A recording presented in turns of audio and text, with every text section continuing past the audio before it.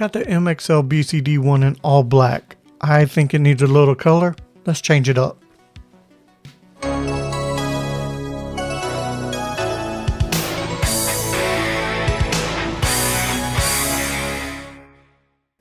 What's up everybody, welcome back to the Retro Review.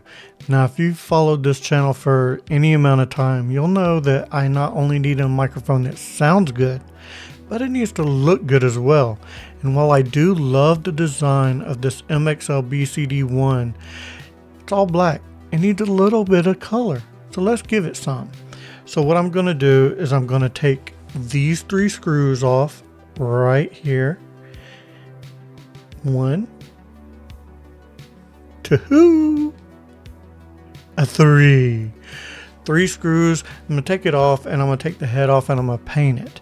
Now, this microphone was also pretty bad with plosives. So I'm going to see what kind of protection it has for plosives on the inside head. And then I'm going to beef it up. Alright, here we have the cap off and this is what it looked like. This thing was just sitting right on top like this. So there was no plosive protection whatsoever in this microphone.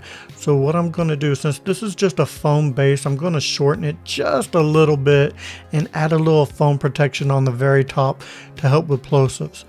Alright, what I'm going to do now is I'm going to get this ready for paint and tape this thing up. Alright, I do have everything taped up, and while I may look a little different, it's because it's a different day. It took me a while to get this taped up because this was kind of meticulous, I'm not gonna lie, and it took me a day or two to get back into the project. I am going to lightly sand this metal just to give some micro abrasions so that the paint kind of adheres more easily. And what I will be using is this Rust-Oleum, this gloss protective enamel, super coverage and durability. So what I'm going to do is I'm going to paint this and come back with the final product so you can see it. Alright, I do have it all painted up and I'm letting it dry.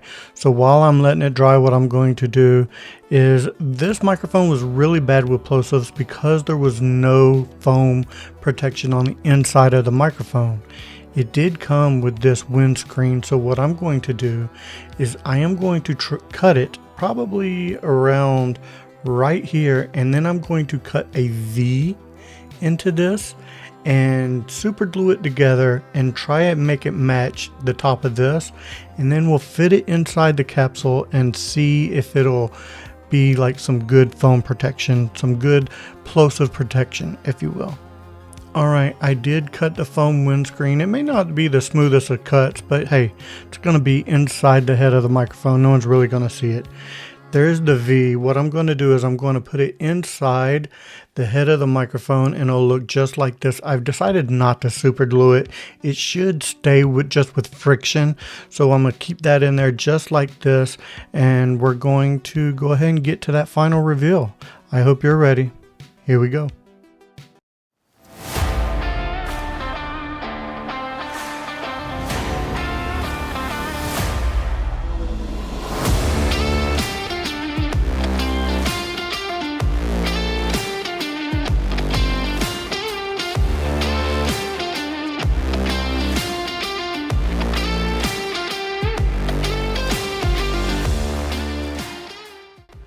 And there you have it. We have the brand new colorful MXL BCD-1. Tell me what you think of the way it looks down in the comments below. I think the orange and black looks super great on camera. A very colorful pop, much better than the black on black. I also think I got rid of a lot of the plosives because without a foam windscreen on this thing, it was super plosive heavy. Plosives were galore. I can look directly into it now and say, please don't put pineapple on pizza. Please don't put pineapple on pizza. And you know who you are. Don't put cherries on there either. Just saying. It still has plosives when you talk directly into it, but 90% of microphones are going to do that anyway. I did eliminate some plosives by putting the windscreen on the inside, and I'm not covering up this amazing paint job. If I don't say so myself, I'll pat myself on the back. I think I did a good job. That is the good. Now the bad. After taking this microphone apart, I may have bumped some wires or something because now I have an electrical buzz. I will be quiet so you can hear it. And that's going to bother me. This is with no processing on, by the way. No processing is being used right now. I have that electrical buzz. It's going to bother me. Another bad thing is this yoke. It had a lot of play in it to begin with. Now it has a little bit more play in it. I cannot get this thing even as tight as it was. So it's going to have a little bit more play in it. All right. Now I'm going to go into having processing. I'm going to put some processing on this thing. And this is what it sounds like with a little bit of processing on. I am using the podcast mode on the Rodecaster Duo. It does eliminate a lot of that buzzing noise. I'm going to be really quiet right now. Yeah, I'm not really hearing any buzzing noise when I'm using processing, so that is a big plus. I would be using processing anyway when using this microphone, so you know what? I may be able to live with that. All right, let me know what you think of the way this looks and sounds now in the comments below. I do believe that does it for this episode of Back to the Retro Review. I am the Bearded Geek, and remember, if I don't see you again, thank you for being a friend.